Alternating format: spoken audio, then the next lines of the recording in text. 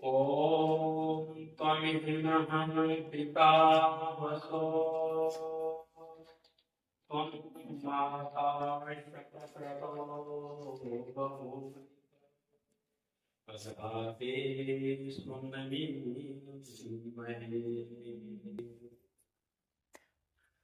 सम्मानित योग्य आश्रम के सभी पदाधिकारीगण, शिविर के सभी पदाधिकारीगण, शिविरार्थीगण, माननीय आचार्य शास्त्री जी, चौहान साहब, माननीय राजेंद्र शास्त्री जी, उपस्थित नौजवान साथियों, माता एवं बहनों,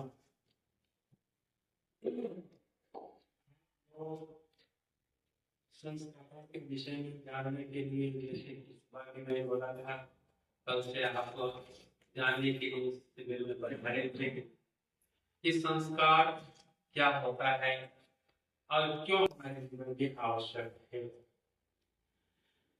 छोटे छोटे भी कई संस्कार हैं, जैसे कि सुबह मैंने दिया था 2 पेज का है, आज 2 पेज का है, 10 मिनट में खत्म हो जाएगा।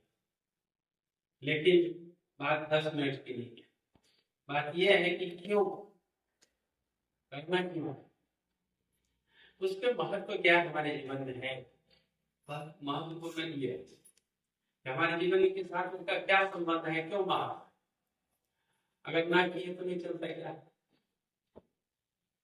नहीं किए तो कई बार मैं सोचता हूँ नहीं किए तो नहीं चलता क्या, तो मैं कहूँगा बिल्कुल नहीं चलता, बिल्कुल नहीं। संस्कार के बिना जीवन ही व्यर्थ है, संस्कार के बिना जीवन बिल्कुल व्यर्थ है। जीवन की सार्थकता संस्कारों से है। अगर संस्कार एक जीवन नहीं है तो वह कुत्ते बिल्लियों की तरह, फिर मनुष्यों की तरह हम नहीं जी सकते। हम मनुष्य है ही नहीं, बन ही नहीं सकते संस्कारों के बिना। और इसलिए कहता हूं जीवन व्यर्थ है जिनके जीवन में कोई संस्कार का नहीं है, संस्कार नहीं है, संस्कार का महत्व नहीं जानते। इसलिए संस्कार को जानना हमारा कर्तव्य है, और संस्कार को हम जानेंगे तो उस संस्कार के अनुसार अपने जीवन को जीने में सक्षम हो सकेंगे, अपने जीवन को अच्छा बना सकेंगे। अच्छा बताओ, बिना संस्कार के कोई अच्छा जीवन बनता है क्या? आपको जैसे सुबह में मैंने उदाहरण दिया था, अन्न का उदाहरण दिया था, खेत में ऐसे लाओ, कंकर पत्थर मत निकालो, उसको जैसा कैसा उबाल दो, बना दो, उसमें कई बार कीड़े बन जाते हैं। जो है ना, ये चावल, आजकल चावलों में ही बरसात के दिनों में कीड़े आले बन जाते, आले आले होते हैं, बस उसकी सही बना दो, हमें ठीक है, एक आध बार खा ही लेंगे, भूख लगी है खा लेंगे, लेकिन पेट में जाकर पेट बिगड़ गया रहेगा, सही लेगा, और हमारे पेटों को बिगाड़ेगा, ये सही लेगा। तो हम खाते हैं अपनी सेहत बनाने के लिए, अच्छा तबीयत रखने के लिए, क्या बिगाड़ देंगे। अगर जिससे तबीयत हमारा बिगड़ गया फिर खाने का क्या अर्थ हो गया। कुत्ते बिल्ली में और हमें क्या अंतर है, जानवरों में हमें क्या अंतर है। हम देख कर परमात्मा आंखें देख कर चलो, है ना, काने देख सुनो, लेकिन हमें जानते ही हम करना नहीं जानते, फिर हमारा जीवन है।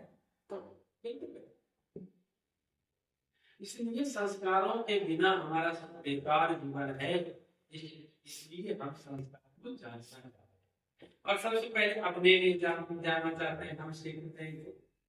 थोड़ा सा इसकी आवाज को कम कर दीजिए, क्योंकि ये आवाज सुनती नहीं आना चाहिए इतना। तो संस्कारों के बिना हमारा जीवन बेकार है, इसलिए हम कुत्ते बिल्ली की तरह नहीं, इंसान की तरह हम जी सके, इंसान की तरह रह सके, इंसान की तरह अपना व्यवहार करके, इसलिए हम हमारे संस्कार करते हैं, संस्कार को जानते हैं, संस्कार हमारा अपना अच्छा बनाना चाहते हैं। अच्छा, दुनिया में लोग अच्छा बनना चाहता है सब, कोई ऐसे बुरा बनना नहीं चाहता। सबके विचार ये होते हैं कि हम अच्छे बने, हमारे अच्छे बच्चे अच्छे बने, लेकिन अच्छे कैसे बनेंगे ये हम नहीं जानते। तो मैंने अभी कहा बिना संस्कार को तो अच्छा नहीं बनेगा। संस्कार में फिर क्या बनाया जाता है जो अच्छा बनेगा? अच्छे बनने की कसौटी क्या है? अच्छे बनने की कसौटी यह है कि कोई व्यक्ति अगर अच्छा है या उसको अच्छा हम करते हैं तो उनके स्वभाव और विचार से अच्छा करते हैं। उनको क्या करते हैं? स्वभाव और विचार से अच्छा करते हैं। और स्वभाव और विचार किस खेत में उपजता है ये हमको मालूम नहीं। अगर मालूम नहीं है तो फिर कैसे उपजा लोगे? अच्छे विचार कैसे बना लोगे? हम अच्छे कैसे बन जाएंगे? हम अगर अच्छे बनेंगे तो विचारों से अच्छे बनेंगे। लोग मनुष्य विचारों से अच्छे बनते हैं, इसलिए इसको मनुष्य कहते हैं कि मननशीलो मनुष्य मंत्र करवाने सिद्ध्यंति मनुष्य, जो मन से सोच विचार करके काम करता है, बिना विचारे नहीं करता। क्या अच्छा है, क्या बुरा है, क्या करना चाहिए, क्या नहीं करना चाहिए, सारे विचार करके और फिर करते हैं। तो विचारों से लोग अच्छे बनते हैं और विचारों से ही गंदे बनते हैं। विचारों से भी ही गंदे बनते हैं। तो विचार वो अच्छा बनता है, वो उसमें विचार में अच्छे हम बनते हैं। हमारे अंदर विचार है तो उससे हम अच्छा बनेंगे। लेकिन विचार किस क्षेत्र में उपजता है? विचार को भी पढ़ने की कोई जगह होगी? आप कहेंगे संस्कार में क्या पढ़ाए जाते हैं, क्या बताए जाते हैं? तो विचार अच्छे होते हैं। विचार की पैदाइश मन रूपी खेती में होता है। किसमें होता है? मन रूपी खेती में विचारों की उत्पत्ति होती है। तो अच्छे विचार उत्पन्न करने के लिए, जिससे कि हम अच्छे बने, समाज में हमारा मान इज्जत हो, हमारे बच्चों का मान इज्जत हो, इसलिए बच्चों का हम संस्कार करते हैं कि उनके विचार अच्छे होना चाहिए, जिससे वो अच्छा कहलाए। और वो अच्छा विचार किस खेत में उगेगा? तो मन रूपी खेत में वह उपजता है। मन रूपी खेत में उपजता है। तो मन किस खेत में उपजता है ये भी तो जानना चाहिए। तो मन उपजने के लिए उसके लिए अन्न रूपी खेती है। जिस संस्कार को अभी हमें बताने वाला हूं, उसकी भूमिका में बांध रहा हूं कि अन्न रूपी खेती में विचारों की उत्पत्ति होती है। तो अच्छे मन वाला बनने के लिए, क्योंकि अच्छा मन होगा तो अच्छा विचार निर्माण करेगा, बुरा मन होगा तो बुरा विचार निर्माण करेगा। तो अच्छा मन वाला होने के लिए, अच्छा विचार को निर्माण करने के लिए अच्छे मन की जरूरत होती है। और अच्छा मन के लिए अच्छे जरूरत पड़ती है। इसको होता है ना, अन्न का भी संस्कार रहना चाहिए। तो अच्छा अन्न खाओगे, संस्कारित अन्न खाओगे तो आपका मन अच्छा बनेगा। वहां पर अच्छी उपज होगी मन की, और मन की अच्छी उपज होगी तो मन के अंदर विचारों की उपज अच्छी होगी, विचार अच्छे बनेंगे। अगर विचार गंदा है तो इसका मतलब है मन गंदा है, मन गंदा है तो इसका मतलब है अन्न गंदा है। तो अन्न की का संस्कार होना आवश्यक है। अन्न कैसे खाएं, कैसे ना खाएं, क्या खाना चाहिए, क्या नहीं खाना चाहिए, इसका भी विचार हमें करना पड़ेगा। संस्कारों के द्वारा यहाँ बताया जा रहा है, 4 चीजें बताई गई है इस संस्कार में। क्या क्या बताई गई है?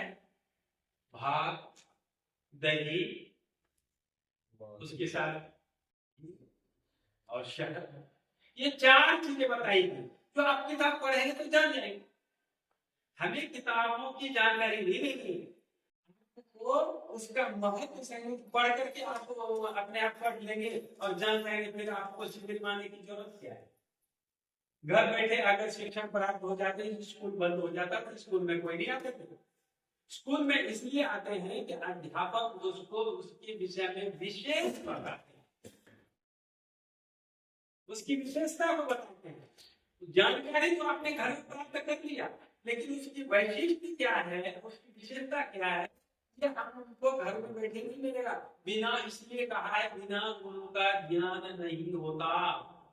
ये क्यों कहा? क्यों ज्ञान के लिए गुरु की आवश्यकता होती है? हम जानते हैं अच्छा कर्म करने से अच्छा फल मिलेगा। बोलने मात्र से ज्ञान नहीं कर सकते। तुमको यहाँ पर अच्छा अन्न खाने से अच्छा मन बनता है। अगर अच्छा मन वाला अपने बच्चे को बनाना चाहते हैं, आप अपना बनाना चाहते हैं, तो यहाँ 4 पदार्थ कहे, 4 पदार्थ को अन्न कहा है। भात, दही और यहाँ पर तूर दाल नहीं लिख देता था, मूंग दाल नहीं लिखता था, गेहूं नहीं लिखता था, क्यों जी? ये भी तो अन्न है कि नहीं? याद रखिए, हमारे विचार जिससे, जिस खेत, जिस अन्न में मन जिससे अच्छा बनेगा, मन रूपी खेती जिस फसल जिस खेत में अच्छा होगा, उसमें ये 4 ही चीज नहीं होना चाहिए, 4 चीजें होनी चाहिए, बाकी चीज तो सहायक है। इसका मतलब मांस मछली भी सहायक होगा। यहाँ पर लिख देते मांस मछली भी। हम अन्नों को नहीं समझे कि अन्न क्या होता है। अगर अन्न को हम समझे होते, अन्न रूपी खेत में मन रूपी फल लगता है, मन रूपी खेत में विचार रूपी फल लगता है, विचार रूपी फल में अच्छा और बुरा मनुष्य बनता है। तो अन्न क्या है, वह अन्न कैसा होना चाहिए जानते? वो मांस जैसा होना चाहिए। क्या बात करते, मांस जैसा होना चाहिए। महर्षि दयानंद कहते हैं कि मांस खाना चाहिए अच्छे विचार बनाने के लिए। पहले का मांस खाना दिन बुरी बात करें, तब मांस पहले का अन्न को हमने नहीं पहचाना, अच्छे विचार जिसमें उत्पन्न होगा उसको नहीं पहचाना।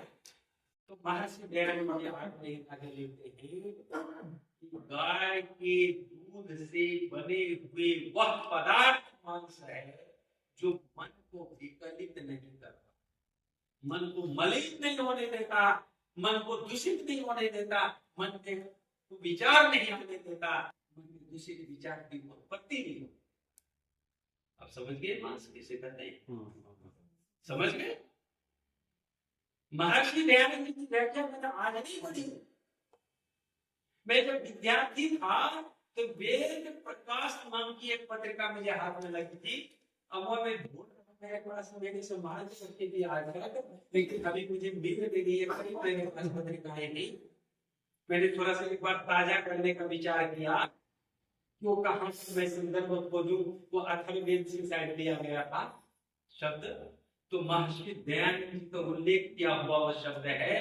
मैं बोलने पा रहा हूं तभी से कि मांस उसे कहते हैं जिस अन्न के खाने से मन विकलित ना हो, मन दूषित ना हो, मन के अंदर बुरे विचार उत्पन्न ना हो, ऐसे मन बनाने वाले अन्न को लोग कहते हैं। हमारे पूर्वज लोग मांस खाते थे, अन्नप्राशन संस्कार कर रहे हैं ना, तो मांस से भी करना चाहिए। जब मांस खाते थे पूर्वज लोग, तो पूर्वज लोग क्या खाते थे? गाय के दूध का प्रयोग करते थे, और गाय के दूध दही मक्खन भी खाते थे। तो आप भी कहो, हमारे पूर्वज लोग ये मांस खाते थे, इससे मन विकलित नहीं होता। दूसरा शब्द में थोड़ा सा विषयांतर हो जाऊंगा, तो मैं इसके गवाह चाहो तो मैं मांस शब्द का दूसरा अर्थ बताता हूँ।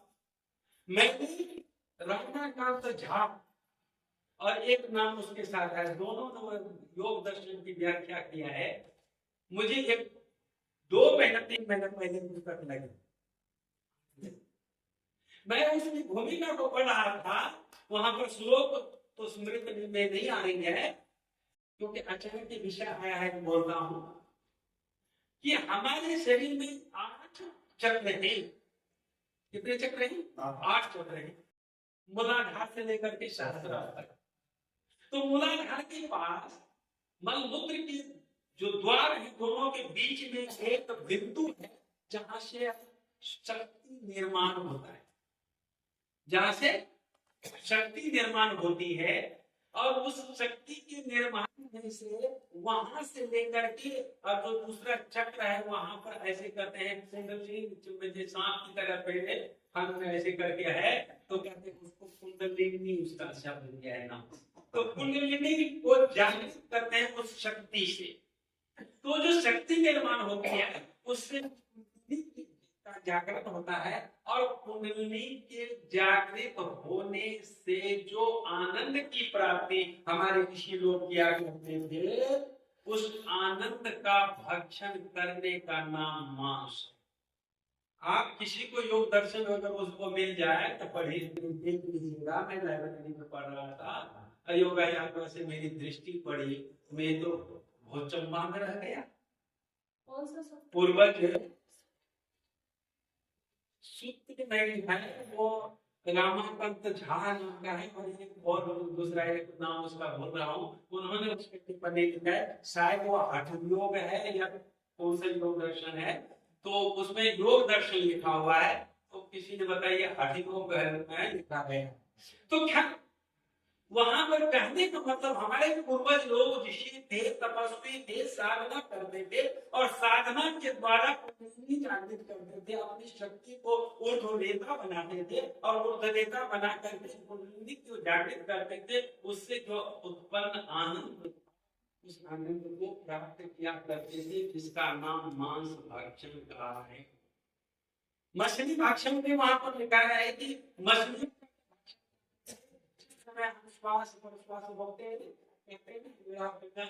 नाम जो मछली का नाम गिरा और गिरा नाम की मछली है, जो श्वास लेते हैं और छोड़ते हैं वो एक प्रकार की मछली करते हैं, उसका भक्षण करके और श्वासों पर साधना करके वो ईश्वर के मिलन का रास्ता निकालते थे। तो मछली खाते थे। आप कहेंगे सर आप क्या हो, मैं हैरान, मैं भी हैरान हो गया आपके पढ़ने के बाद। ये थोड़ा सा गहन विषय, बहुत आज कभी इस विषय पर चर्चा बाद में करेंगे, थोड़ी सी देर के लिए इसको बाद में करेंगे, क्योंकि हमें आगे ये अन्न प्राशन संस्कार के लिए। तो अन्न की महत्व मैं बता रहा था कि अन्न कैसा होना चाहिए, वह अन्न वैसा होना चाहिए जिससे कि उससे उत्पन्न होने वाले जो मन है, बनने वाला मन है, वह विकार रहित हो।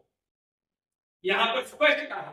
अब अन्नप्राशन संस्कार से अगर हम ये उपदेश नहीं देते हैं और ये करने के बाद में अगर हम मांस, मछली, अंडे बजा खिलाते हैं जिससे हमारा मन विकलित होता, हमारे बच्चे का मन अच्छा नहीं बनेगा, वो तो कुत्सित मन वाला फिर आपके अनुसार कभी चलने वाला नहीं होगा। क्या संस्कार इसलिए करते हैं तो उसका अच्छा मन बने। अगर अच्छा मन वाला बनने वाला का हम नहीं खिलाते हैं तो उसका अंदर संस्कार का क्या बात हुआ है? अगर उसके अंदर उससे उस संस्कार का कोई मतलब नहीं, वो बिगड़ेगा ही।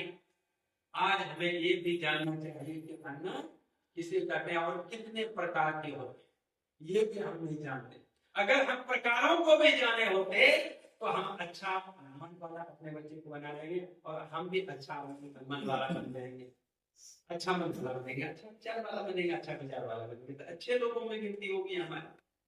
सम्मान को चाह रहा है तो सम्मान तो तभी मिलेगा जब आप अच्छे विचार रखते होंगे, अच्छा विचार तब होगा जब अच्छा मन होगा। जब अच्छा मन बनाना चाहते हो का भी आसन करना आवश्यक है कि नहीं?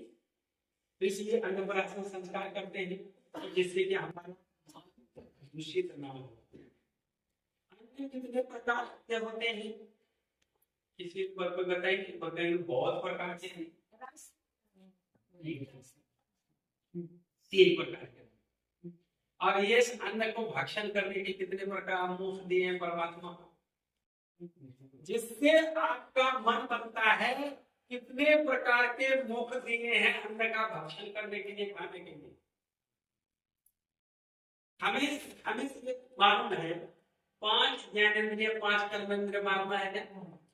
तो 5 जो ज्ञानेंद्रियां हैं वो 5 प्रकार के हमारे मुख हैं अन्न प्राशन करने के लिए, भोजन करने के लिए 5 प्रकार के अन्न को विभाजित किया गया है। एक अन्न होते हैं जो मुख से हम खाते हैं जिससे हमारा मन बनता है, जैसे कि मैंने बताया कि संस्कारित अन्न खाइए, शुद्ध अन्न खाइए, शाकाहारी खाइए, जिससे कि आपका मन अच्छा हो। मांस खाने से मांसाहारी क्यों बनेगा, मन की शाकाहारी बनेगा। मांस खाओगे तो मांसाहारी बनेगा, मांस खाने की इच्छा होगा, और मांस हिंसक व्यक्ति पैदा निर्माण करेगा। क्या करेगा? हिंसक वृत्ति पैदा करेगा। तो मैंने सुना अपनी माँ की गला को दबा दिया, अपने पिता को मार दिया किसी बच्चे ने। क्यों मार दिया? कहाँ से इसके विचार ऐसे आ गए? मन में क्यों विचार आया? उन्होंने गंदा अन्न खिलाया, अन्न गंदा खिलाया, वो संस्कार नहीं, वो अन्न नहीं दिया जिससे कि उसके मन का संस्कार बन सके, मन दूषित ना हो सके, इसलिए उन्होंने मार दी। अच्छा, एक हुआ क्या कि हम से खाते हैं उसका मन बनता है, और मन अच्छा और बुरा बनाने के लिए उसे अच्छे अन्न खाना चाहिए। एक दूसरा है मुख हुआ, दूसरा क्या करते हैं? क्या है? आंख। आंख से क्या करते हो? रूप को देखते हैं। इस बच्ची के ऊपर अच्छे कपड़े देखो, मन क्या करता है? माँ के पास चलो, मम्मी उनके ऊपर बहुत अच्छा कपड़ा दिखा, कोई कपड़ा हमें दे दो ना। ये विचार आपको किसने दिया? मन ने दिया। मन में कैसे आया?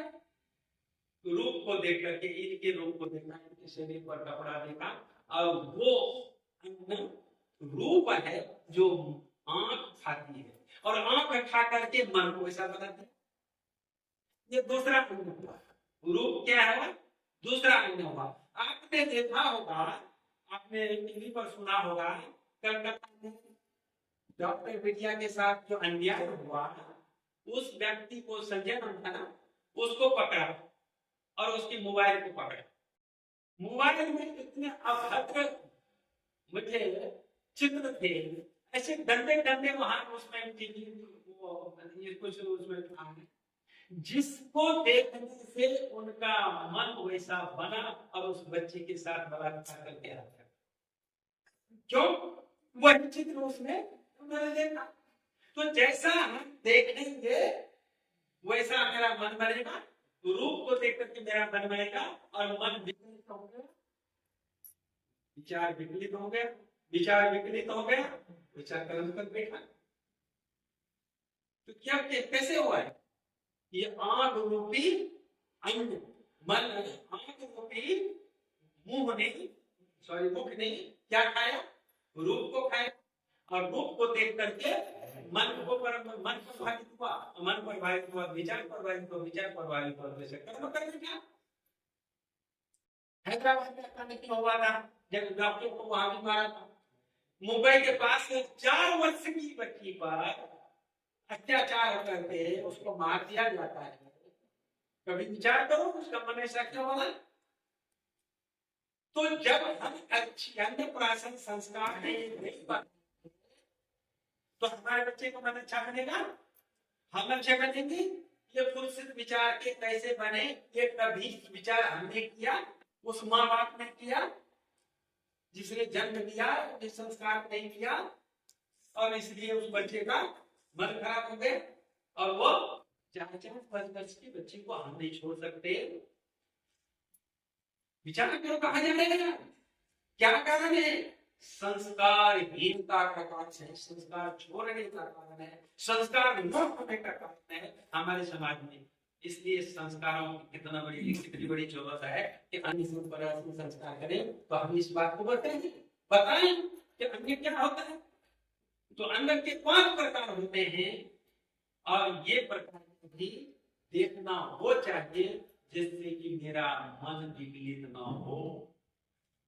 अच्छी किताबें पढ़ो, अच्छे विचार निर्माण के लिए पढ़ो, रामायण पढ़ो, अच्छे विचार के लिए अच्छी ये रूप हो, इसको खाना, आंखों को खाना अच्छा हो। हम बस अन्य प्राशन संस्कार किया, अन्य खाए बस हो गया, ये नहीं है। इसके माध्यम से 5 प्रकार के अन्न को जानना पड़ेगा, तो विचार अच्छे बनेंगे होंगे, हमारे अच्छे बनेंगे, समाज अच्छे लोग बनेंगे।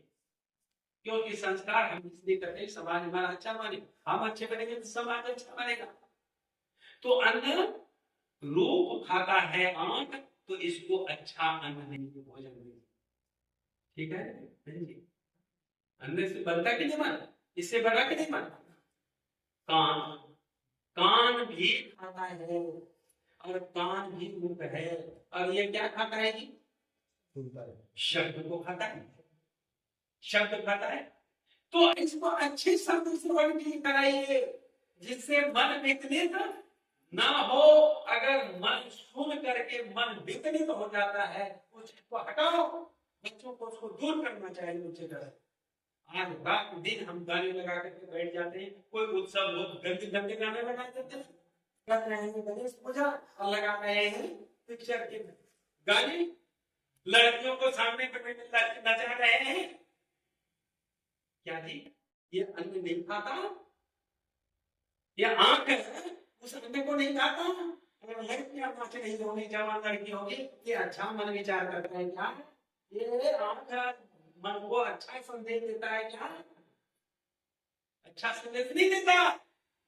हमारी माताएं बहनें कुछ भी मेहनत करता, कॉलेज में था, एक बच्ची थोड़ा सा अच्छा मुझे ड्रेस नहीं लगा, हम अध्यापकों में चर्चा किया, लेकिन इससे गलत प्रभाव पड़ेगा बच्चों को, बच्चे देखेंगे, बच्चे के मन बिगड़ेंगे।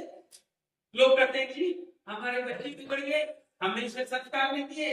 ये संस्कार देने के तरीका जान लीजिए कि उस बड़ा बाप को फोन करके एक अध्यापक ने कहा हमने से कि देखो जी ये कॉलेज है, थोड़ा सा अपने बच्चे को थोड़ा सा अच्छे कपड़े पहना करके दीजिए, नहीं कहता कपड़े मत पहनाओ, घर पे पहनाओ ऐसे कपड़े।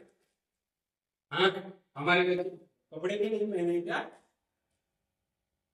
आप पकड़ लिया, कान पकड़ लिया, ठीक है बाबा जैसा करना। कल को उसके साथ गलत व्यवहार होता है, कौन जिम्मेदार है, हम जिम्मेदार हैं हम, क्योंकि हमें बच्चों को कपड़े पहनाना नहीं आता, गलत कपड़े पहनाते और उसमें मन पर प्रभाव होता है। इसलिए अन्न को जानना चाहिए, अन्न के प्रकारों को भी जानना चाहिए कि क्या सुनना है क्या नहीं सुनना है, शब्दों का भी प्रकार होता है। कोई एक मीठी बात कहे, बार बार सुनने की इच्छा है, एक बढ़िया वीडियो सुना, बार बार सुनने की इच्छा होता है, और गंदा भी अगर सुनने लगे तो गंदे का भी प्रभाव होगा और बार बार वो करने का विचार निर्माण होगा और कृत्य में एक दिन गंदी चीजें और मन प्रभावित करता है उससे भी। तो ये भी आप समझ लीजिए कि क्या सुनना चाहिए क्या नहीं सुनना चाहिए, क्या बच्चों को सुनाना चाहिए क्या नहीं सुनाना चाहिए, इस संस्कार के माध्यम से हम मन बिगड़ गया, मन बिगड़ के मन को बांध के रखना है, तो ये इंद्रियों को भी बांध के रखना पड़ेगा। इन जो भक्षण करने वाला इंद्रिया है उसको भी बांधना पड़ेगा, उसको बांधा तो नहीं जा सकता, लेकिन इसके भोजन को तो बदला जा सकता है। क्या बांध लेंगे इसको, नहीं, कोशिश कीजिए अच्छे इसको शब्द सुने, अच्छी जगह पर जाए, अच्छा आंख देखे, अच्छी चीजों को दिखाओ, और उसके बाद ये क्या ना हो, अच्छी चीज दिखाई, सुगंध आ रही है, बड़ी स्मेल आ रही है, बढ़िया खोल के बार बार अपने नाम दिखा सकते। किसी के आंख पर मारा हुआ स्प्रे दिखता है, आज सुगंध आता है, ये कहां से लिया है मुझे बताओ, और हमें स्प्रे मारना शुरू कर दें। तो ये भी आप ऐसे जगह पर जाओ, ऐसे स्माइल लो जिससे कि आपके मन को प्रभावित उस दिशा में न करे जिससे कि गलत कदम हो जाए और आपका सर्वनाश कर दे। 5 वाक्य इंद्रिय है तो अच्छा, बहुत अच्छे नरम लगता है, सुनने बड़ा अच्छा लगता है, उस चीज का स्पर्श करो जो मन आपका विचलित ना हो, मन बिगड़े नहीं। 5 और 5 ज्ञानेंद्रियां जो है ज्ञान तो कराती है, लेकिन इसको मुख्य इसलिए कहता हूं कि इससे मन भी बनता है। तो मन अच्छे बनाने के लिए अच्छे अन्न की अन्नप्राशन करने की जरूरत होती है। तो यहाँ पर अच्छे अन्नों में फिर महर्षि दयानंद जी क्या कहते हैं, दही खिलाओ, घी खिलाओ, मक्खन खिलाओ, ये कहता है इससे आपका अच्छा मन बनेगा। तो क्यों जी, घी भी अन्न में आता है क्या? शहद भी है ना, फिर घी और शहद की बात यहाँ क्यों कही? मैं दो टिप्स बताता हूँ। एक अन्न बताया मैंने, एक अन्नप्राशन में अन्न कैसा होता है और ये अन्न से अन्नप्राशन संस्कार करने का क्या महत्व है, ये यहाँ जो आप बताए हैं होगा ही, लेकिन ये एक्स्ट्रा मैं बता रहा हूँ, ये बताओ इसलिए कि इसका आपको पूरी तरह से ज्ञान होने के बाद आप जब संस्कार करोगे या अपने घर में रहोगे तो अपने बच्चे को और अपने आप को कैसे अच्छा बना पाओगे। नियंत्रण, जिंदगी हमारे नियंत्रण में हो, ऐसा मन बना। मन को हम एकदम छोड़ देते हैं कुछ भी करने के लिए, कुछ भी देखने के लिए, कुछ भी सुनने के लिए, और फिर कहते हैं हमारे बच्चे खराब हो गए, हमारी महंगाई से भागना आ गई। तो दो बातें करनी चाहिए। एक और बात करूंगा, वो बात यह है कि हर व्यक्ति यह चाहता है अच्छा मन वाला तो हो ही, हमारा बच्चा और हम अच्छे वाला मन वाला तो हो ही, लेकिन उसके साथ साथ मीठी वाणी वाला। कैसी वाणी वाला हो? मीठी वाणी वाला। अगर मीठी वाणी वाला नहीं होगा तो क्या होगा? अच्छा लेकिन बड़ा और की तरह सुनना पसंद नहीं, इसलिए वाणी की अच्छी होनी चाहिए। अब वाणी किस खेती में बनती है ये भी जानना चाहिए, जिसे अन्न की बात कही। आपको एक याद आ रहा है, उदाहरण आ रहा है, आपको महाभारत का एक उदाहरण देना चाहूंगा। भीष्म पितामह को देख आपने देखा होगा, बाण की सैया पर लेटा होगा, चारों तरफ से बाणों से छलनी कर दिया और ऐसा कर दिया कि वो बाण की सैया पर लेने का गिरा तो बाणों पर ही टंगा रहा है। उस समय द्रौपदी को बुलाया, अब बुला करके वहां पर कुछ बातें भीष्म पितामह कहते हैं। क्या कहते हैं? धर्म की बात करते हैं, धर्म की बात सीख लो मुझसे द्रौपदी। तो द्रौपदी ने क्या कहा मालूम क्या? ओ भीष्म पितामह दादा, जिस समय मेरा चीर हरा हो था उस समय आप कहाँ गए थे? उस समय आपको उस समय कहाँ गए थे? बहुत महत्व की बात भीष्म पितामह कर रहे हैं। कहते देवी बेटी, उस समय में दूषित अन्न खाया था, दुर्योधन का दूषित अन्न खाया था, इसलिए मेरे विचार मन दूषित हुआ था, और दूषित विचार मन दूषित विचार को निर्माण करता है। मेरा मन पवित्र नहीं था। तुम्हारे अर्जुन ने बाणों से छलनी करके सारे उस अन्न का, अब मैं शुद्ध हो चुका हूँ, इसलिए मेरी धर्म की बात याद नहीं आ रही है, अन्न का कितना बड़ा प्रभाव होता है।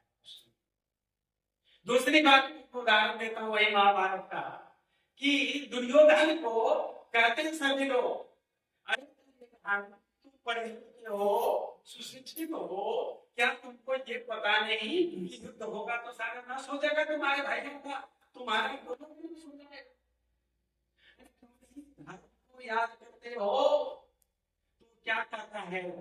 जाना कि धर्मम नाचने प्रवृत्ति, जाना कि अधर्मम नाचने निवृत्ति, कहना कि तेरे ने हृदय से तेरे यथार्थ रूप दोषित था करोगी। मैं सब जानता हूँ धर्म क्या है, क्या है, लेकिन धर्म के प्रति आसक्ति नहीं हो रही है और अधर्म से निवृत्ति नहीं हो रही है। कोई तो देश हमारे हृदय में बैठा हुआ है, वो जैसा आदेश करता है वैसा मैं भागता हूं। वो कौन है हृदय में बैठा हुआ? मन। कौन बैठा हुआ है? मन। क्योंकि दूषित अन्न खा करके उसका दूषित मन हो गया है और मन उसको अच्छे कार्य में प्रवेश नहीं होने दे रहा है। तो इसलिए अन्न के महत्व को, अन्न के प्रकार को भी हमें इस अन्नप्राशन के माध्यम से जानना चाहिए, अन्नप्राशन के महत्व को भी जानना चाहिए। दूसरी बात, इसके अंदर अन्न के साथ साथ पेय पदार्थ भी है, घी है, मक्खन है, ये क्या, तो हम ये चाहते हैं कि हमारी वाणी पवित्र हो, हमारी वाणी अच्छी हो, मीठी वाणी बोले तो मीठी वाणी किस खेत में उपजता है, कैसे बनती है, कोई बताएंगे? वो मीठी वाणी तेजस पदार्थ, जैसे उपनिषद का ऋषि लिखता है कि आप गाय का मक्खन खाते हैं, जो मक्खन है, घी है, जो शहद आप खाते हो, ये हमारी वाणी बनाती है, ये वाणी उससे बनती है हमारी। उपनिषद पढ़ो उठा कर, उपनिषद का ऋषि लिखता है कि हमारी वाणी किससे बनती है, इस तेजस पदार्थ के खाने से वाणी बनती है। अगर अच्छी वाणी वाले बनना चाहते हो, अपने बच्चों को बनाना चाहते हो, तो मक्खन, दूध खिलाओ, शहद। यहाँ पर और भी कुछ लिखते थे महर्षि दयानंद, लेकिन दूसरा चीज नहीं लिखा है। जिस समय विवाह संस्कार होता है, उस विवाह संस्कार में शहद, घी और दही का मिश्रण कराया जाता है। क्यों? जिसको मधुकर कहते हैं, क्यों? क्योंकि हे कहते हैं कि आपकी वाणी शहद की तरह मीठी हो, वाणी इस शहद से बनती है, दही से बनती है, घी से बनती है, मक्खन से बनती है, इसलिए वाणी मुझे अच्छी हो, इसलिए शहद कर, ये ज्ञान का प्रतीक दही होता है। यहाँ पर लिखा है दही, अन्नप्राशन संस्कार में ज्ञान का प्रतीक होता है, ज्ञान का रंग सफेद, बच्चा ज्ञानवान बने, बुद्धिमान बने, ज्ञानी बने। हर किसी को लगता है हमारा बच्चा ज्ञानी बने, लगता है या नहीं लगता है?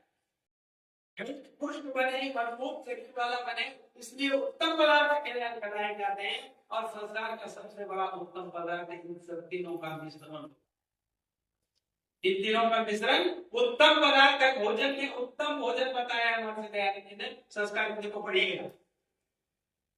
तो अच्छी वाणी को बनाने के लिए इस चीजों का सेवन करवाते हैं, और स्नेह का प्रतीक होता है, क्या है, स्निग्ध है, स्नेही बने, प्रिय बने। हर किसी को प्रिय आचरण अच्छा लगता, किसी को अप्रिय आचरण अच्छा नहीं लगता, हर किसी को प्रिय लगता है, प्रिय बोले, प्रिय आचरण करे, लगता है कि प्रेमल स्वभाव वाला बने। इसलिए इस संस्कार का में ये चीज का प्रयोग कराया जाता है। मैं जाने वाला था, इसलिए मेरा थोड़ा सा ये संस्कार करके जाओ, मैं कहा पहले रखी तो मैं करके चला जाऊंगा। तो आइए संस्कार करेंगे, फिर कैसे कराएंगे, पहले महत्व तो समझ गए ना आप, है ना? अपने घर पर भी कर लेंगे, इस चीज को जानने का प्रयत्न करेंगे, जिससे कि आप भी अच्छे बनेंगे, आपके मन अच्छे बनेंगे तो आप अच्छे बनेंगे। और एक बात बता देता हूँ, जिस समय हम अन्न की पैदा करते हैं ना, अन्न किस खेत में उपजता है, इस चीज को तो मैंने भूल ही आपको बता, अन्न किस खेत में उपजता है, तो कहते हैं अन्न जल रूपी खेती में उपजता है। जल जल जानते हैं, तो जल जब वर्षा जल आता है तो अच्छे अन्न की पैदाइश होती है जल से। और जल किस खेत में उपजता है, जल किस खेत में उपजता है, जल यज्ञ रूपी खेत में उपजता है, जल होता है। अन्ना अन्न जो है ना भगवती अपने से भूत प्राणियों का निर्माण होता है, और अन्न किससे होता है, पर्जन्यात् अन्न समभव, पर्जन्य से अन्न होता है, भगवान श्री कृष्ण ने कहा। और फिर जल कहते हैं यज्ञात् पर्जन्यः भवति, यज्ञ से पर्जन्य होता है, और यज्ञ इसीलिए तुम कर्म कर। कौन सा कर्म कर? यज्ञ कर्म कर। इसमें प्रत्येक संस्कार करने से पहले यज्ञ का विधान है। यज्ञ करे और उसी यज्ञ में विशेष आहुति में इसका है या और जिस संस्कार को करते हो उसका उसी में आहुति देना। लेकिन यज्ञ सबके साथ बंधा हुआ है। क्यों बंधा हुआ है? तो यज्ञ की भी महत्व आपको जानना चाहिए कि यज्ञ कितना बड़ा महत्व है कि यज्ञ रूपी खेती में अच्छे जल की उत्पत्ति होती है। जल अच्छे जल में अच्छे अन्न की उत्पत्ति होती है। अच्छे अन्न से मन की उत्पत्ति होती है और अच्छा मन में अच्छे विचार की उत्पत्ति होती है और अच्छा विचार हो तो मनुष्य अच्छा कहलाता है। अगर अच्छा आपको बनना है तो अच्छा मन बनाओ। अच्छा मन वाला बनोगे, बनाने के लिए अच्छे अन्न का सेवन करो। और अच्छा सेवन होना चाहिए तो अच्छा पानी होना चाहिए। अच्छा पानी के लिए हमें यज्ञ करना चाहिए और यज्ञ तो आपका कर्म है। यज्ञ करोगे ये सारे। तो यज्ञ का दूसरा अर्थ ये भी होता है यज्ञ तब यज्ञ जो परम परमात्मा की प्राप्ति कराते जो उस अनंत की प्राप्ति कराते उसको यज्ञ कहते हैं। तो इस यज्ञ के सभी संस्कारों के साथ जुड़ा हुआ है। तो इस यज्ञ के विषय में भी कितना बड़ा महत्व है इस अन्नप्राशन संस्कार का। इस तरह से अगर हम समाज में बोलेंगे अन्नप्राशन कि सिर्फ हम अन्नप्राशन म्हणजे अन्न मुंह में डाल दिया हो गया, ऐसा नहीं है। ये सारी विधि अगर बताएंगे जरूर प्रभावित होगा। जरूर वो कराने के लिए संस्कार कराने के लिए प्रसन्न होंगे और कर पाएंगे। तो अब आइए थोड़े से उसको इसकी विधि क्या होती है, कब करना चाहिए, कब नहीं कर सकते बताया। इसको पढ़ करके आप लोग सब जान सकते हैं। लेकिन मैंने ये जो बाहरी बात बताई इसलिए तो इसके साथ साथ ये भी जानना आवश्यक है, बोलना चाहिए। यहाँ करते हैं अन्नप्राशन संस्कार तभी करें, कब करें? जब बालक की शक्ति अन्न पचाने योग्य हो जाए। इसमें अश्वलायन सूत्र दिया है, प्रमाण दिया है और ये प्रमाण पढ़ करके जान सकते हैं। इसी प्रकार से पारस्कर गृहसूत्र का भी यहाँ पर प्रमाण है। छठे महीने बालक को अन्नप्राशन करवाएं। जिसको तेजस्वी बालक करना हो वह घृत युक्त भात अथवा दही शहद और घृत तीनों भात के साथ मिला करके निम्नलिखित विधि से अन्नप्राशन करें। यहाँ पर स्पष्ट भाषा में कहते हैं कि जिसको तेजस्वी बालक बनाना है, हमारे बालक तेजस्वी बनाएंगे, मांस खिलाते हैं, मछलियां खिलाते हैं, दारू मिलाते हैं, इसकी घी की जगह पर दारू। ये क्या? ये अज्ञान की घोर अंधकार में हुए हैं। हमारे बच्चे को ताकत बनेगी, मांस खाएगा तो ताकत बनेगी। मांस से ताकत नहीं बनती है। वो ये मानसिक नहीं होते। सबसे बड़ा उत्तम पदार्थ ये है जो मन को संयमित रखता है और मन अच्छा बनता है, तेजस्वी बनता है।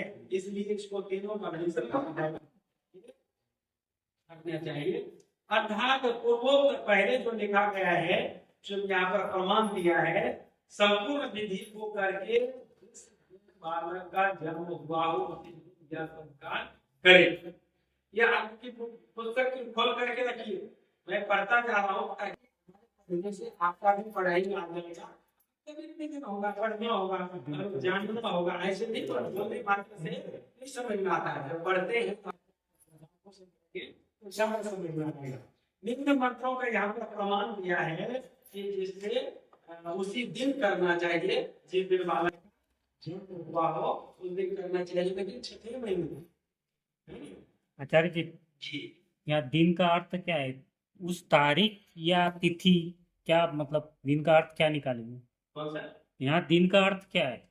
जिस दिन तारीख दिन का जो ऐसे मान लो कोई बालक, जैसे हमारे यहाँ पर वो अंग्रेजी नहीं चलता है, उसमें हमारे प्रयोग में भी लिखा है कर्म कांड में ये अंग्रेजी तारीख का कोई प्रयोग नहीं होता है, देशी तारीख होता है जो चैत्र वैशाख जेठ आषाढ़ मास इस तरह से मास आते हैं, ये हमारी तिथियां हैं, वो हमारी तिथियां नहीं। और इस तिथि को पकड़ करके इस महर्षि दयानंद जी ने इसमें उल्लेख किया है, ना कि तारीख। समझ गए?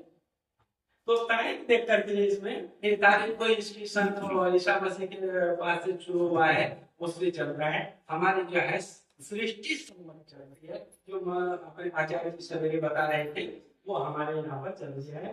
तो ये बताया गया है इन 5 मंत्रों को। उसके बाद दिया है इन 5 मंत्रों का यही अभिप्राय है कि चावलों को धो शुद्ध करके अच्छे प्रकार बनाना और पकते हुए भात में यथायोग्य भी डालना। जिस समय पक रहा होता है, बच्चों के लिए पका जाते हैं, उस समय उसमें घी भी थोड़ा डालने विधान है, जिससे कि वह पौष्टिक और तेजस्वी बालक को बना सके।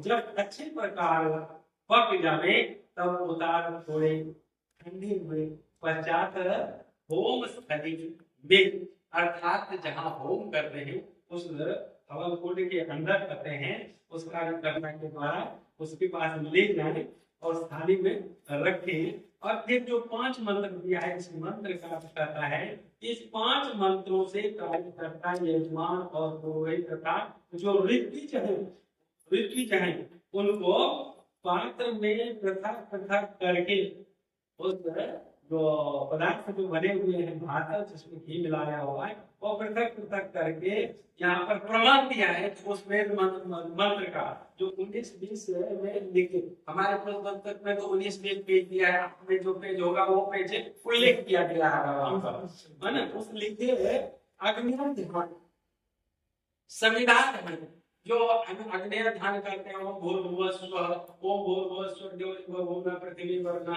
इससे करते हैं हम। उसके बाद हम संविधान का दान करते हैं, 3 संविधान का दान करते हैं, तो संविधान उसको बोलते हैं संविधान के आधान करना उस हवन कुंड में, इसलिए संविधान दान करते हैं। करके प्रथम आधार वाज्या आहुति, मुझे आधार आज्ञा आहुति करते हैं, मुझे आज मुझे घी होता है, घी की आहुति 4 देते हैं वहां पर, और फिर 4 ब्याह भी वहां पर दिया हुआ है। इस दोनों मिलाकर के 8 आहुतियां होती है, 4 आज्ञा आहुति और 4 ब्याह। इस तरह से 4 करके 8 घृत की आहुति देके पुनः उस पकाए हुए भात की आहुति नीचे मंत्रों से देंगे। जो भात आपने पकाए जिसमें घी भी डाला गया है, उसकी आहुति उसमें देनी है। हमारे यहाँ हमारी संस्कृति प्राचीन काल से ऐसे पहले देवताओं को खिलाया जाता है, हमारे बांट करके खाने की प्रक्रिया या पद्धति संस्कृति हमारे यहाँ पहले से है। इसलिए कहा है केवला को भक्ति केवल, जो अकेला खाता है वो केवल पाप खाता है, बांट करके खाना चाहिए। वसुधैव कुटुंबकम, चाहे पृथ्वी के मानव हमारे कुटुंब है, सभी प्राणी हमारे कुटुंब है, और हमें देवताओं में बांट करके खाना चाहिए। इसलिए भोजन होते ही सबसे पहले देवताओं को चढ़ाया जाता है, और पहले हवन कुंड को भोग लगाते हैं। किसको भोग लगाते हैं? सभी देवताओं को भोग लगाते हैं। लोग कहते हैं आर्य समाजी लोग देवता तो मानते नहीं, हम कहते हैं आर्य समाजी लोग ही देवता मानते हैं। सभी देवताओं के नाम से, वायु देवता, चंद्र देवता, सूर्य देवता, सब देवता के नाम से आहुति है, प्रजापति देवता, सब देवता के नाम से भोग लगाते हैं। हम तो नैवेद्य दिखाते क्यों? दाखो नैवेद्य दाखवला जाता नहीं, खाओ खाता तो मन खाओ खाता नहीं, काबर कि क्योंकि वो खाता नहीं। कुत्ते बिल्ली खा लेते हैं, कहीं पर जमीन पर रख देते हैं, चींटी कुत्ते बिल्ली आके खा लेते हैं। हमारे यहाँ देवता खाता है, जो सवेरे आचार्य ने हवन कराया, उसमें सब पदार्थ डालते हैं, सब खाते, सब नहीं खा डालिए उसमें खा लेता है। तो इसी तरह से उसको भोग लगाना है, और इन मंत्रों से 2 मंत्रों से आहुति दे करके पचास उसी भात में घृत डाले, और उस भात में के अंदर घृत डालना शुरू करते हैं। और फिर 4 मंत्र दिया हुआ है, और ये दिया हुआ है मंत्र जो 4 ग्राह थे, और 4 आज्ञा आहुति देने के बाद आता है ये रस्य कर्मणो, ये मंत्र आता है। उस मंत्र से स्वीकृत आहुति एक स्वीकृत आहुति उससे देनी चाहिए। जो आपके वहां पर उल्लेख किया हुआ है और दिया गया है उसमें देखेंगे तो उसमें आपको मिल जाएगा। तो उसमें नहीं तो वहां पर उल्लेख किया गया है का उल्लेख वहां पर आपकी तो किताबें एक जैसी नहीं होगी, इसलिए मैं उस पेज को नहीं बोल रहा हूँ क्योंकि मेरी पुस्तक में जो पेज है जरूरी नहीं वही उसी पेज पर आपकी पुस्तक में लिखा गया हो, तो जहाँ जहाँ पर लिखा गया वहां पर आपको उल्लेख किया गया हो। तो यहाँ पर कहते हैं उस अनुसार कर्मो अग्नि वरुण से विद्वान देव से हिंदू अभ्यास सीता इससे फिर भावना बिना करते हैं और यहाँ राज्य वहां तक इसकी बचा फिर मतलब यहाँ पर यदि से कर्मों तक उसकी अवधि देनी थी और उसके बाद घी की अवधि करते हैं 8 देनी चाहिए 12 अवधि उसके पीछे आहुति से बचे हुए जो भात है उसमें दही मध और उसमें घी यथा योग्य किंचित किंचित मिला के यथा योग्य क्यों बताया था उसका भी बताता हूँ। उसका भी योग कहा है यथा योग्य क्योंकि घी और मध दोनों का प्रयोग यहाँ करने के लिए कहा है। याद रखना घी और मध की अगर बराबर मात्रा हो गई तो विष में भाव है और घातक हो जाएगा, इसलिए कहता है यथा योग्य मिला करके मुझे मात्रा ना बढ़े ऐसी मात्रा मत मिलाओ बराबर में जो विष हो जाए इसलिए देखो वही अमृत भी कहलाता है जब योग्य मिलाएंगे अमृत कहा है और यही अगर सम मात्रा में दोनों हो गया तो विष बन जाएगा और अपेय अखाद्य हो जाएगा।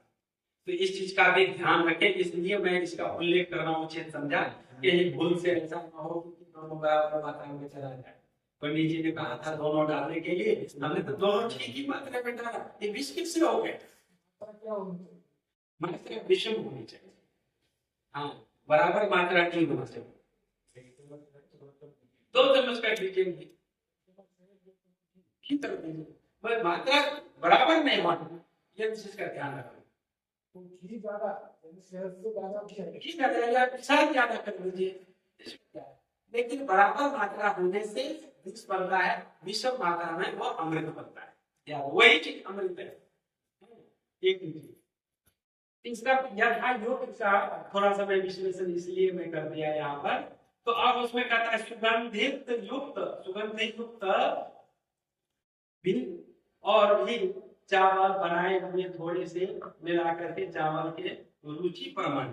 अब यहाँ पर रुचि परमाणु कहते हैं बच्चा का जो शरीर है अभी बहुत कमजोर है, अभी हमारे और आपकी तरह नहीं है, उसको बचे उसको रुचिकर लगे इसके अनुसार से उनको तैयार करना है और फिर तैयार करके इस जो मंत्र है इस मंत्र से प्राशन कराना। अन्य पटेल आप रोज यहाँ पर मंत्र पढ़ते हैं पढ़ाते हैं, पढ़ करके आप लोग क्रियाएं कर लेंगे, लेकिन इन क्रियाओं के विषय में विशेष जानकारी देने के लिए मैंने ये बातें कही है जो इसने अभी तक मैंने बताया। तो इस मंत्रों से थोड़ा थोड़ा पूर्वोक्त भाग बालक के मुख में यथा रुचि खिला बालक का मुख धो और अपने के पृष्ठ नंबर जो संख्या यहाँ पर दिया हुआ है आपने क्या दिया है पता नहीं, आप अपने अपने किताबों में देख करके उसके लिखे प्रमाणे महावाम देवगान, हालांकि इसका गान जो है ना नहीं हो पाता है, बहुत सारी जगह पर नहीं कर पाते। मैं सही सत्य है मैं रोहित हूँ, मैं इतने दिन से करता रहा, नहीं हो पाता, नहीं कर पाते, वो समय लोगों के पास नहीं होता कि हम कई बार जब समय मिलता है तो मैं मंत्र का वाचन कर लेता हूँ, उसका गान कर लेता हूँ, समझे, नहीं तो ये हो नहीं पाता है। समय मिले तो आप उसका उच्चारण करें तो अच्छी बात है। जो बालक के माता पिता और अन्य वृद्ध स्त्री पुरुष आए हो वे परमात्मा की प्रार्थना करके मुझे उस वेद मंत्र को पढ़े और गाएं और उससे के द्वारा प्रार्थना करने के बाद बच्चे को इस छोटे से मंत्र का जो भाग है इससे आशीर्वाद देना है। उसके पश्चात कि तुमन पति अन्नादो वर्तमानो या। इस मंत्र से आशीर्वाद देता है कि इस अन्न का सेवन करके हे पुत्र, हे संतान, तो वृद्धि को प्राप्त हो। तुम्हारा एक खाया हुआ अन्न तुम्हारे शारीरिक, बौद्धिक, आत्मिक और हर प्रकार से, तीनों प्रकार से तुम्हारे शरीर का भी, बुद्धि का भी विस्तार करे, मन का भी विस्तार करे और अच्छे श्रेष्ठ पुरुष चेहरा तुम्हारा हो, बलवान चेहरा करे। इस तरह से आशीर्वाद देना है। और इस वाक्य से बालक को आशीर्वाद देके पश्चात संस्कार में आए पुरुषों का सत्कार, बालक पिता का और स्त्रियों का सत्कार बालक की माता करके सबको प्रसन्नता पूर्वक विदा करे। तो इस तरह से आप संस्कार करते और उस बच्चे का आप अच्छा बना सकते हैं जिस परिवार में आपको बुलाते हैं। और बहुत कम ही ये भी संस्कार होता है, आर्य समाज में जो परिवार होते हैं अन्नप्राशन के लिए बुलाते हैं, वहां पर हम बताते हैं वे अन्नप्राशन संस्कार आप क्यों करते हो, अन्न कैसा होना चाहिए, क्या यहाँ पर लिखा है, ये लिखा है तो क्यों लिखा है ऐसा ही, इसका हमारे जीवन में क्या महत्व है। तो अच्छे मन और अच्छी वाणी ये दोनों बनने, अच्छा बनने के लिए अच्छे अन्न और यहाँ पर पदार्थ का भी ये बताया है। थोड़ा सा विषयांतर होकर के मांस की भी बातें कर दी है, क्योंकि मैंने कुछ दिनों से मांस पर ही बोलने की वीडियो बनाने का तैयारी चल रहा है कि मांस पर मैं बोलूं खाना अच्छा है या बुरा है। सबसे पहले तो मांस से मैं व्याख्या करूं और उसके बाद उसके खाने का बुरा परिणाम और अच्छा परिणाम क्या होता है उसको मैं बताऊं। इसलिए मैंने उसको पढ़ रहा था तो मेरे दिमाग में आ गया और से मैंने अंतर हुआ। लेकिन इसके अंतर में ये कहना चाहिए वो मुझे अन्न है, हमारे खाने का प्रकार है, तो इसलिए मैंने इसके साथ बता दिया। तो मांस खाना मतलब इस अन्न का खाना महर्षि दयानंद जी कहते हैं उस पदार्थ को खिलाओ जिससे मन दूषित ना हो और बच्चा का मन अच्छा हो, पौष्टिक आहार हो, मन का शरीर विकसित हो, मन विकसित हो, आत्मा समुन्नतशील हो और बुद्धि विकासशील हो। इस तरह के अन्न को खिला के अन्नप्राशन संस्कार करने का थोड़ी शब्दों में आपकी सामने इस विचार को रखा। फिर समय मिलेगा तो आगे विचार कुछ मिलेगा तो रखूंगा, नहीं साथ ही समाप्त करता हूँ। मुझे जानना है इसलिए मुझे बोलने का अवसर दिया। धन्यवाद। बहुत सूक्ष्म बातें बता दी कि अन्न पंच ज्ञानेंद्रियों से भी ग्रहण किया जाता है। हमें बात बहुत अच्छी लगी। तो हम मंत्र बोलते हैं भद्रम करने विश्वयाम देवा भद्रम पश्चिम यात्रा कि हम भद्र सुने, भद्र देखे, भद्र बोले, है ना। मधुमन में निष्क्रमण, मधुमन में परायण, वाचा वधा में मधुमन, हम बोलते रहते हैं। तो बहन जी ने बोला कि हमने कितना प्रकार का, 3 प्रकार का गीता का उदाहरण दिया उन्होंने कि आयु सत्व आरोग्यम सुख प्रीति विवर्धनम हृदय स्निग्धम, ये सात्विक आत्मा होता है। राजसिक होता है कटवाम लगावना तुष्ण तीक्ष्ण रूप श्रद्धायना, ये राजसिक आत्मा होता है। और यहाँ पे आप गतरसम पूति परिचित इससे ये तामसिक आत्मा होता है।